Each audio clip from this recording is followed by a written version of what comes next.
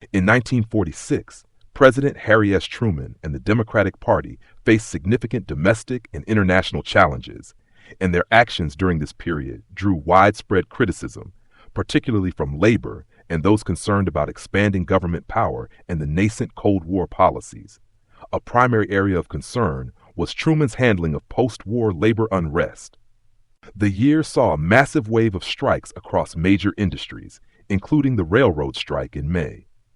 In response, Truman took the drastic step of seizing control of the railroads via Executive Order 9727, and most controversially, went before Congress to request authority to draft striking workers into the armed forces to break the strike, a measure many denounced as authoritarian and a fundamental assault on labor rights.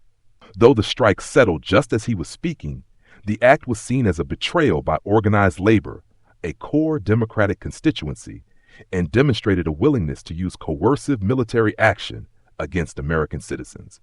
On the international front, tensions were escalating with the Soviet Union. In a move reflecting the hardening anti-communist line that would define the Cold War, Truman dismissed Secretary of Commerce Henry Wallace in September after Wallace publicly criticized the administration's increasingly aggressive foreign policy towards the Soviets, effectively stifling dissent on a critical issue and signaling a shift toward political orthodoxy. Domestically, in the lead-up to the disastrous 1946 midterm elections, where Democrats lost control of Congress to the Republicans, Truman's administration was under fire for its handling of economic reconversion, including the expiration of wartime price controls without a meaningful replacement.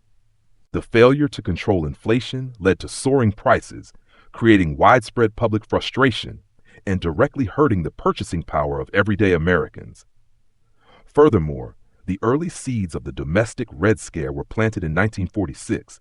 2 weeks after the election, Truman established the Temporary Commission on Employee Loyalty, which paved the way for the later federal loyalty program, a measure that would ultimately be criticized for its prejudicial reliance on guilt by association and its use of secret informants, fundamentally undermining civil liberties and creating an atmosphere of suspicion among federal employees. While not a law passed by the Democratic Congress, which lost power in November, these presidential acts and the economic struggles contributed to a negative perception, with voters expressing their discontent by handing the Republicans a sweeping victory.